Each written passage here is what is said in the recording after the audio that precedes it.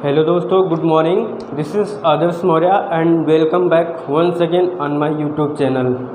दोस्तों, आप लोगों को पता है कि अभी मेरे क्लास के थ्रू विलियम शेक्सपियर की जो 4 ग्रेट ट्रेजेडी हैं उस पर कैरेक्टर डिस्कशन चल रहा है। इसके पहले मैंने 2 क्लास ले लिया हूँ जो कि जिसमें मैकबेथ और हैमलेट 2 प्ले पे हमने कैरेक्टर एनालिसिस किया और उसके कुछ इम्पॉर्टेंट फैक्ट थे उसको डिस्कस किया। तो उस दोनों वीडियो का जो लिंक है इस वीडियो के डिस्क्रिप्शन बॉक्स में आपको मिल जाएगा, उस दोनों वीडियो को भी देखिएगा। और ये आपका 3rd क्लास है और आज का क्लास बेस है आपकी जो 3rd ग्रेट ट्रेजेडी है Othello the Moor of Venice. ये फुल टाइटल नाम है प्ले का और काफ़ी इम्पोर्टेंट है in the point of exam point of view के से देखेंगे तो बहुत ही इम्पोर्टेंट ये चारों प्ले हैं। तो 2 प्ले को मैंने डिस्कस कर चुका हूँ पहले ही, आप उन दोनों को देखिएगा। उसके बाद आज 3rd प्ले को डिस्कस करेंगे। उसके पहले ये इस प्ले को जिसने लिखा है, जिसने कंपोज किया है, जो प्ले राइट माने जाते हों, a person who right play that is called play right. जो प्ले लिखता है, जो ड्रामा लिखता है, उसको हम लोग क्या बोलते हैं? Play right. प्ले राइट की स्पेलिंग भी आप लोगों को पता होना चाहिए, काफ़ी इम्पोर्टेंट है और काफ़ी लोग भूल भी जाते हैं, तो मैं बता दे रहा हूँ।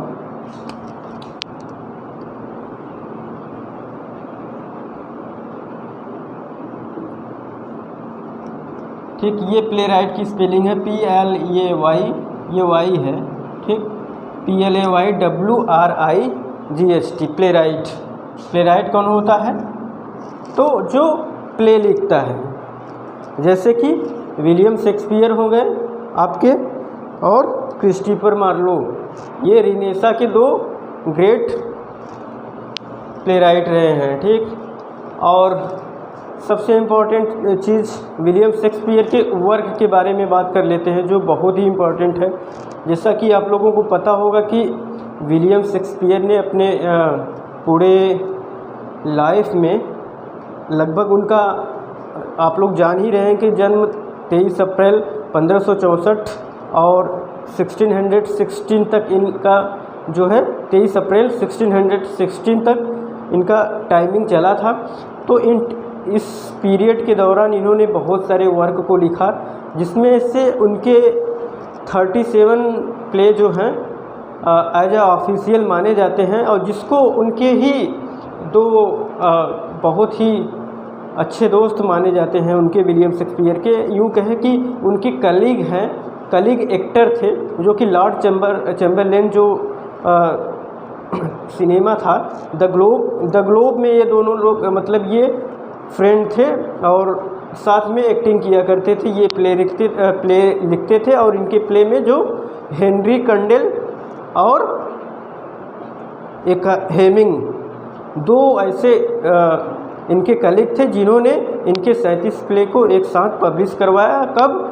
1623 ईस्वी में। और जिस प्ले को हम लोग जानते हैं William Shakespeare tragedy comedy, William Shakespeare tragedy comedy and histories, इस नाम से जानते हैं। इस प्ले जो कलेक्टिव में पब्लिश हुआ था, जैसा कि आप लोगों को पता है कि जो विलियम शेक्सपियर के 37 प्ले थे ये अलग अलग डेट पे पब्लिश हुए थे, लेकिन अगर कलेक्टिवली पब्लिश की बात करें तो ये 1623 ईस्वी में हुआ था, जिसको किसने करवाया था? इनके ही 2 फ्रेंड हेनरी कंडेल ने करवाया था और हेमिंगवे ने।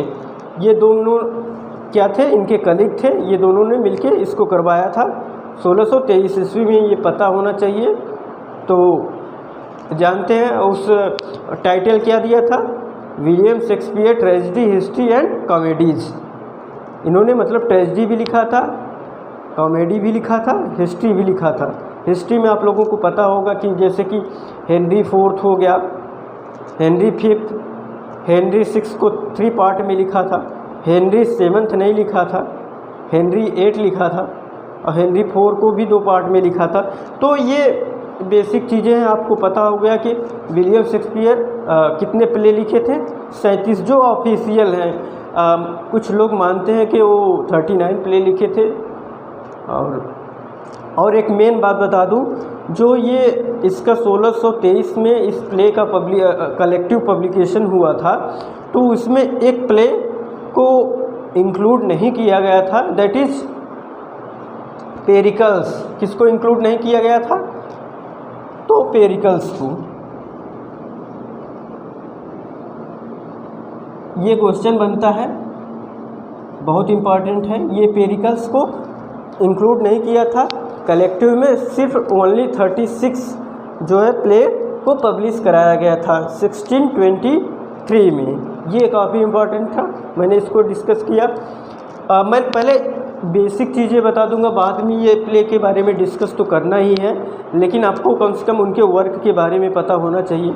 उन्होंने 37 प्ले के साथ साथ 2 लॉन्ग नैरेटिव पोएम लिखा था, वीनस एंड एडोनिस, जो कि काफ़ी फेमस रही है लॉन्ग नैरेटिव पोएम, और इसको 6 लाइन स्टेंजा में इन्होंने लिखा था। इसको हम लोग माना जाता है कि उनका एयर ऑफ इन्वेंशन के नाम से भी इसको जाना जाता है। किसको? वीनस एंड एडोनिस को। काफ़ी फेमस है, बहुत ही अच्छी स्टोरी है, लॉन्ग नैरेटिव पोएम है। लगभग 199 स्टेंजा में इन्होंने इसको कंप्लीट किया था। और ये इसमें होता क्या कि वीनस जो इस प्ले की है, वीनस को as a goddess of love माना जाता है। किसमें? इस नैरेटिव पोएम में, वीनस एंड एडोनिस में। और एडोनिस क्या होता है? एक बहुत ही हैंडसम और अच्छे फिजिक्स वाला क्या ह्यूमन बीइंग है, जबकि जो वीनस वो है वो गॉडेस ऑफ लव कही जाती है। सुपर नेचुरल बीइंग है, मीन्स गॉड है वो, और जबकि वो ह्यूमन बीइंग है। और जो एडोनिस होता है काफ़ी हैंडसम होता है, तो उनको उससे क्या होता है? अट्रैक्शन हो जाता है। वो जो अर्थ पे आके उसको सेड्यूस करने की कोशिश करती है। किसमें? वीनस एंड एडोनिस में। और किसको सेड्यूस करना चाहती है? तो एडोनिस को। जबकि एडोनिस काफ़ी अच्छा पर्सन है और उसका ऐसा कोई इंटेंशन नहीं है, वो लव वोक में बिलीव नहीं करता है और काफ़ी एटीट्यूड टाइप का है। उसको जंगल में घूमना और शिकार करना, हंटिंग करना बहुत पसंद होता है। तो ये ठीक है, अलग स्टोरी हो गई, उसको मैं अलग ले लूँगा उसका क्लास। वीनस एंड एडोनिस और द रेप ऑफ लुक्रेसी, ये सेकेंड नैरेटिव पोएम है, द रेप ऑफ लुक्रेसी। इसमें तार्क्विन होता है और बहुत सारे कैरेक्टर हैं, उसको डिस्कस करेंगे। लेकिन मेन बात जान लेते हैं, जो द रेप ऑफ लुक्रेसी है, इसको 7 लाइन स्टेंजा में लिखा गया है। और 7 लाइन स्टेंजा को हम लोग एज ए राइम रॉयल के नाम से जानते हैं, ठीक, जिसको पॉपुलराइज जेफरी चौसर ने किया था 14वीं सेंचुरी में। तो ये कॉमन सेंस वाली बातें थी। मैंने बताया, किसको बताया कि 37 प्ले और 2 लॉन्ग नैरेटिव पोएम, और इसके साथ 154 सानेट भी इन्होंने लिखा था। काफ़ी इम्पॉर्टेंट है, सबको पता है कि उन्होंने 154 सानेट लिखा था, 154 सानेट लिखा था। लेकिन बहुत कम लोगों को ये पता होता है कि जो उसका पब्लिकेशन है कितना कब हुआ था, तो 1609 में 1609 ईस्वी में थॉमस थॉर्पे द्वारा किया गया था, करवाया गया था। और इसके साथ साथ जब इसका पब्लिकेशन हुआ था, तो इस कलेक्टिव पोएम के साथ साथ एक लॉन्ग नैरेटिव पोएम भी पब्लिश हुई थी। उसका नाम था अ लवर्स कंप्लेंट। ये भी उसी के साथ पब्लिश हुई थी। किसके साथ? 154 सानेट पब्लिश करवाया गया था थॉमस थॉर्पे के द्वारा, उसी के साथ ही ये भी पब्लिश हुई थी। कौन? लॉन्ग नैरेटिव पोएम अ लवर्स कंप्लेंट। ये हो गया, मैंने उनके वर्क के बारे में डिस्कस किया, प्ले को बताया, नैरेटिव पोएम के डिस्कस किया, सानेट के बारे में भी डिस्कस कर लिया। ये इनके विलियम शेक्सपियर के वर्क रहे हैं और उन्हीं वर्क में 4 ग्रेट ट्रेजेडी रही हैं, जिसमें मैंने एक क्लास किया, 2 क्लास हो चुकी हैं 2 ट्रेजेडी पे, जिसमें मैंने कैरेक्टर एनालिसिस किया है, फेमस फैक्ट उसमें डिस्कस किया है। तो मैंने जैसा कि बताया कि उन दोनों वीडियो का लिंक इस वीडियो के डिस्क्रिप्शन बॉक्स में आप लोगों को मिल जाएगा, दोनों को देखिएगा। 3rd क्लास है द ट्रेजेडी ऑफ ओथेलो। पहले तो आप लोगों को पता होना चाहिए कि जो ओथेलो ट्रेजेडी है इसका फुल टाइटल क्या है। तो फुल टाइटल यहाँ मैंने लिखा हुआ है, Othello the Moor of Venice. Othello the Moor of Venice. Moor कौन होते हैं? मूवर इज़ एन अफ्रीकन, जिनको हम लोग नेग्रो कहते हैं। नेग्रो अफ्रीकन क्या होते हैं? उन लोगों का जो कलर होता है ब्लैक होता है, जबकि वेनेशियन जो होते हैं वो वाइट कलर पीपल होते हैं। तो इसमें क्या है कि जो ओथेलो है ये जनरल है। पहले शुरुआत से बताएं तो इसका सोर्स, इस प्ले का सोर्स डिस्कस कर लेते हैं। पहले इस प्ले का सोर्स माना जाता है सिंथियो का एक वर्क था, एक कलेक्टिव टेल था जिसमें 100 टेल थी, लगभग 100 स्टोरीज थी। तो उसी से इस प्ले का जो है सोर्स माना जाता है। उस कलेक्टिव जो है 100 टेल का क्या नाम है? टेल्स का अनकैपिटानो मोरो बाय सिंथियो के द्वारा ये लिखा गया था। कब लिखा गया था? तो पहले तो पता होना चाहिए कि इसमें 100 कहानियाँ हैं। ये तो बेसिक चीज़ें हैं, ये शायद न पूछा जाए लेकिन आपको पता होना चाहिए। लेकिन ये पता होना चाहिए कि ये वर्क अनकैपिटानो मोरो जो है ये किनका है? तो ये सिंथियो के द्वारा लिखा गया है, और जिसको रेफरेंस माना जाता है, सोर्स माना जाता है किसका? विलियम शेक्सपियर के famous tragedy Othello the Moor of Venice को। सेटिंग क्या है? जैसा कि आप लोग टाइटल में देख सकते हैं, सुन रहे हैं कि Othello the Moor of Venice. पहले तो आप लोगों को जितने भी प्ले पढ़ें तो पूरे प्ले का जो पूरा टाइटल होता है, फुल टाइटल होता है, वो पता होना चाहिए। उससे क्या होता है कि जो प्ले की सेटिंग होती है हम लोग आराम से जान लेते हैं, कोई दिक्कत नहीं होती। तो जैसे प्ले में ही मेंशन है कि Othello the Moor of Venice, तो इस प्ले की सेटिंग क्या है? वेनिस मानी जाती है। ये भी क्वेश्चन बहुत ही फ्रेम होते हैं, सेटिंग पूछा जाता है, टाइटल भी कभी कभी पूछ लिया जाता है। तो you can tell very easily that is Othello the Moor of Venice. ये इस प्ले का फुल टाइटल है। प्ले राइट की स्पेलिंग मैंने बताई, और अब आते हैं कैरेक्टर एनालिसिस करते हैं। तो फर्स्ट कैरेक्टर और फर्स्ट जिसको प्रोटैगनिस्ट कैरेक्टर कहेंगे तो कौन है? ओथेलो है। ओथेलो कौन है? ये एक अफ्रीकन होता है। अफ्रीकन आप लोग जान ही रहे हैं, जो ब्लैक कलर के लोग होते हैं। और ये होता क्या है? General in the Venetian military में जनरल होता है, और काफ़ी टैलेंटेड है, काफ़ी एक्सपीरियंस होल्डर है इस प्ले में। वो किसमें? वार में। उसको कई वार जीतने का एक्सपीरियंस होता है, और वो वहाँ का एक नोबल मैन भी माना जाता है, अपने सोसाइटी का एक नोबल पर्सन माना जाता है, एक योग्य व्यक्ति माना जाता है। कौन? ओथेलो। ये तो ओथेलो का इंट्रोडक्शन हो गया। डेस्टिमोना कौन होती है?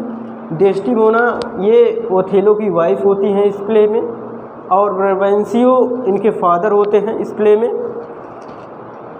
तो जैसा कि आप लोग देख सकते हैं, ओथेलोज वाइफ एंड डॉटर ऑफ ब्रेवेंजियो की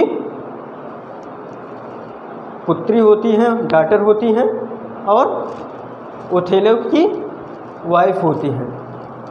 ये जो डेस्टिमोना है, इनके फादर नहीं चाहते थे कि इनकी शादी या फिर ये शादी ओथेलो से करें। ये लोग क्या करते हैं?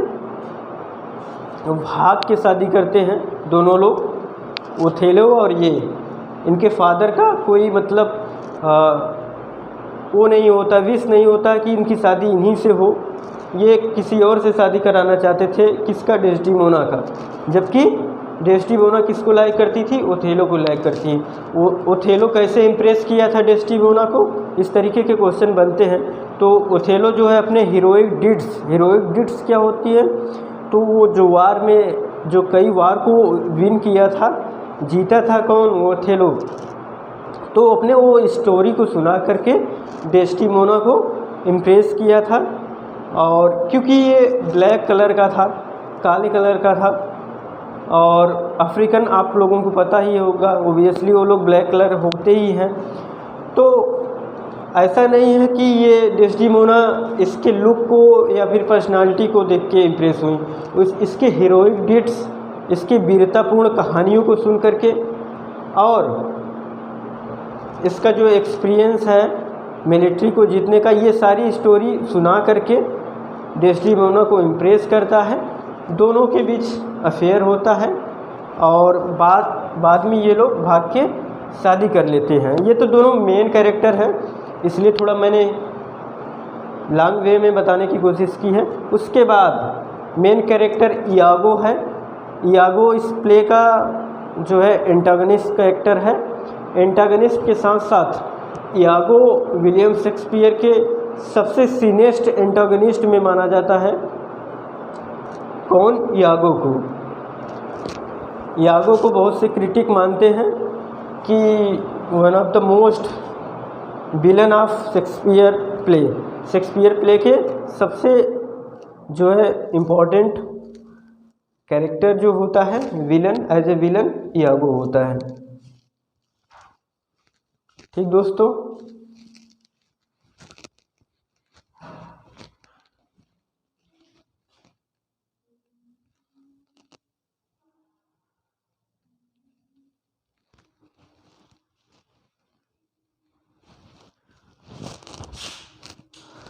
एक्चुअली क्या है कि लाइट कट गई है तो इसलिए थोड़ा सा दिखने में ब्लर हो गया, लेकिन कोई दिक्कत नहीं है, डिस्कस करते हैं।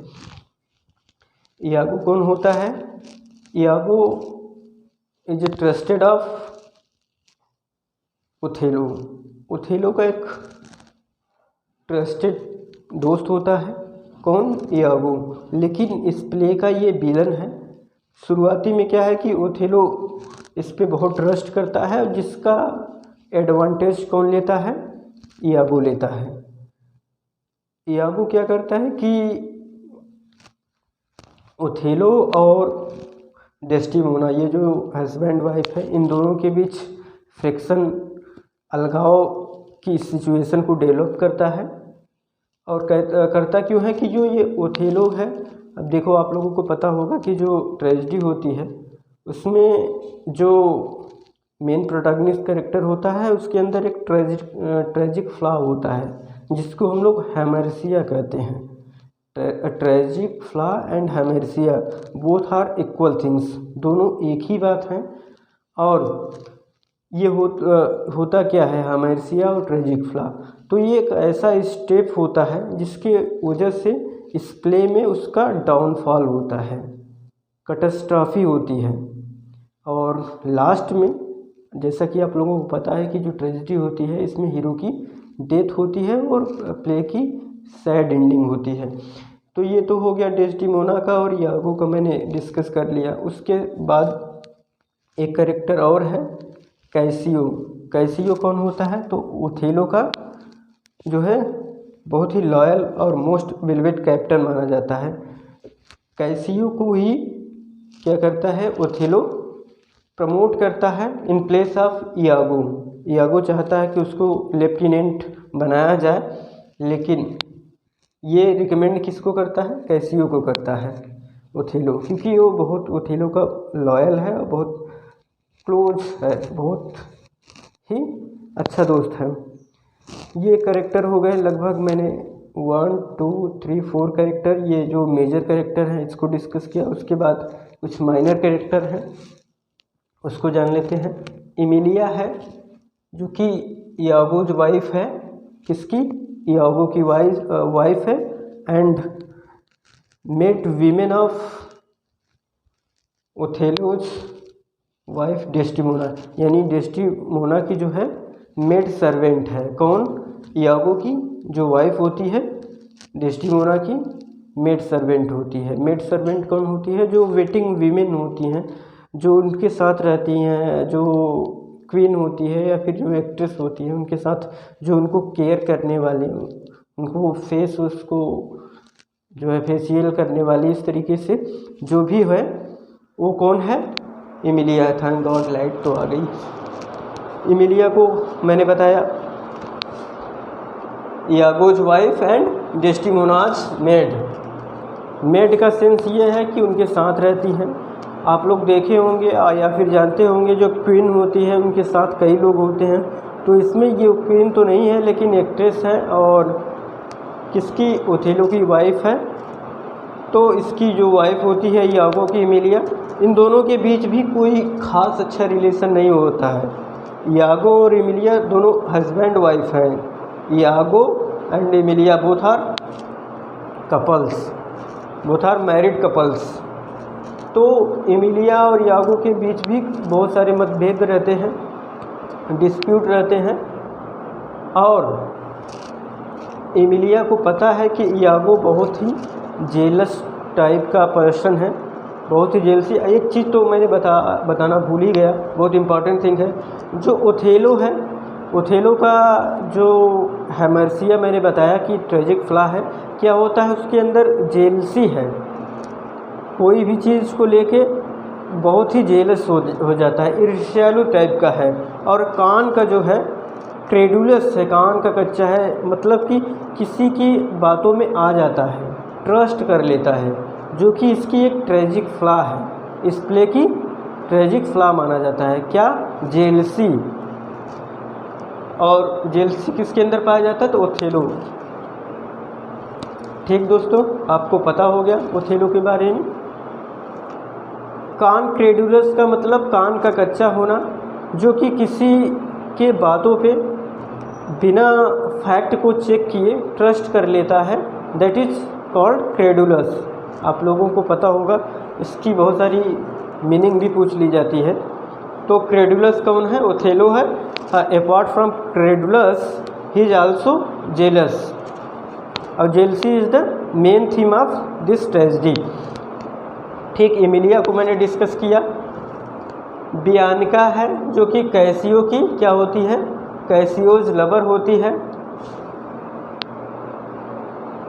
कैसियोज कौन है? ओथेलो का बहुत ही वेलवेट कैप्टन है और इसकी लवर कौन है?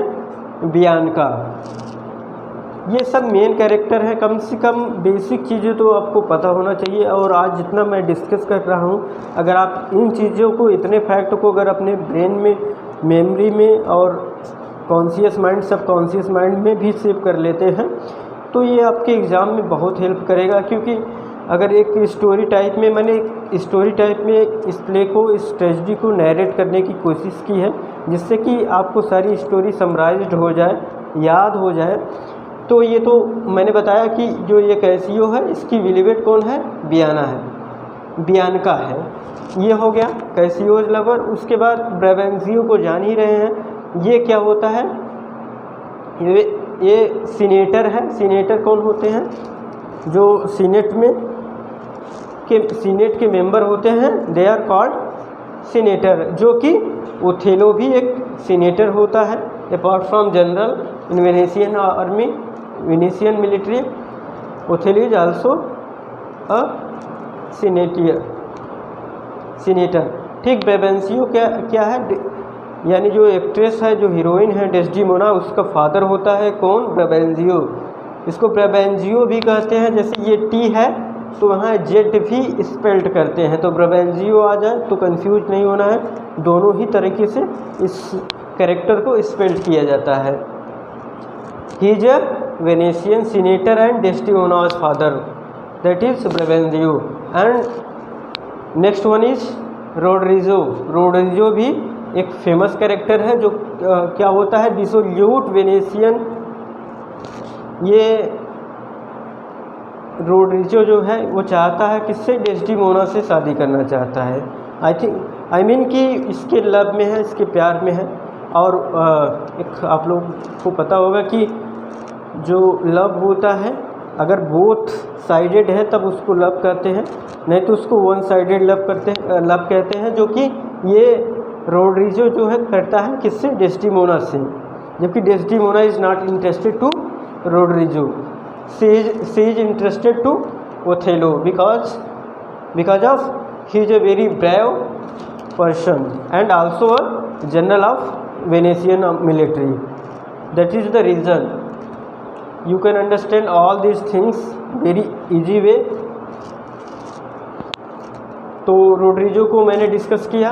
And the next one is Duke of Venice, ये भी इस प्ले के कैरेक्टर माने जाते हैं, ड्यूक ऑफ वेनिस, जिसको डॉक्सी डी निनॉक्सियो भी वेनेक्सिया भी कहा जाता है।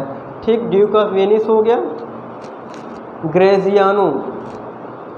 ग्रेजियानो भी एक अच्छा कैरेक्टर है जो कि प्ले में मेंशन है और बहुत ज़्यादा रोल नहीं होता है, लेकिन प्ले का कैरेक्टर है तो आप लोगों को पता होना चाहिए।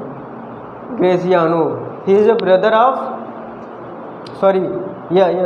ही is a brother of Brabantio, यानी कि ब्रेबेंजियो का भाई है, यानी डेस्डिमोना का अंकल है। कौन?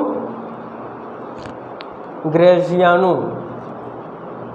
ठीक, उसके बाद लोडविको है, लोडविको ब्रेबेंजियोस किंग्समैन एंड डेस्टिमोनाज कजिन। ये लोडविको किसका, इसका पुत्र होता है, और उसका किसका, डेस्टिमोना का इसका कजिन होता है। कजिन का मतलब जानते ही हैं, चचेरा भाई होता है। कभी भी कजिन ब्रदर नहीं लिखेंगे, क्योंकि कजिन मीन्स ही वो होता है चचेरा भाई, तो उसके साथ ब्रदर लगाने की जो है मिस्टेक नहीं करनी चाहिए। हम लोग बोलते हैं कि he is my cousin brother, तो इसमें ब्रदर लगाने की कोई ज़रूरत नहीं है। It understood cousin in the sense कि कजिन ब्रदर, तो वो अंडरस्टूड होता है, मेंशन नहीं करना चाहिए। ये भी एक तरीके का एरर माना जाता है सेंटेंस में। जैसा कि आप लोगों को पता है कभी कभी इंटर्ड और इंटर्ड होता है, तो इसमें इंटर्ड 2 बार आता है, जो कि एक मिस्टेक माना जाता है। इसी तरीके से ये भी है, कजिन ब्रदर नहीं होता, ओनली कजिन होता है। कजिन मीन्स चचेरा भाई। ठीक, बेसिक चीज़ था तो मैंने मेंशन कर दिया। उसके बाद मोंटानो है। मोंटानो कौन होता है? ओथेलोज वेनेशियन प्रोसीजर है। ठीक, जो कि इससे पहले प्री मीन्स पहले क्या होता है, जो पोस्ट ओथेलो की होती है वो इसकी होती है, किसकी? मोंटानो की। ये कैरेक्टर मेन हुआ। उसके बाद जैसा कि आप लोगों को पता है कि विलियम शेक्सपियर की जो ट्रेजेडी होती है वो 5 एक्ट प्ले होता है, 5 एक्ट की ट्रेजेडी होती है जो काफ़ी लंबी होती है। तो उसमें क्लोन्स, फूल और इस तरीके के बहुत सारे कैरेक्टर देखने को मिलते हैं। उसी में से क्लोन है जो कि क्या होता है प्ले में, सर्वेंट होता है। सीनेटर भी कैरेक्टर से हैं, इसमें बहुत सारे सीनेटर्स होते हैं। सेलर भी इस प्ले के कैरेक्टर हैं। देन ऑफिसर्स हैं, जेंटलमैन्स हैं, मैसेंजर हैं, हेराल्ड, अटेंडेंट्स हैं। ये तो सारे कैरेक्टर हो गए। ठीक, ये चीज़ें पता होनी चाहिए कि जब प्ले स्टार्ट होता है तो कौन सा वार चलता है। ओटोमन वेनेशियन वार चलता रहता है, ये पता होना चाहिए। You guys have to know this fact. ये कब से कब तक चलता है? तो 1570 टू 1573, ये 3 ईयर चलता है। और इस प्ले की जो थीम है रेशियल प्रेजुडाइज, मैनिपुलेटिंग है और जेलसी। तो दोस्तों इसी के साथ मैं अपने क्लास को फिनिश करना चाहूँगा और आप लोगों को बहुत ही अच्छा लगा होगा और कुछ नई नई चीज़ें सीखी होंगी। और आप लोग इसी तरीके हमारे वीडियो से बने रहिएगा और 4 काम ज़रूर करिएगा, लाइक, सब्सक्राइब एंड शेयर करना नहीं भूलिएगा। थैंक यू, धन्यवाद, शुक्रिया।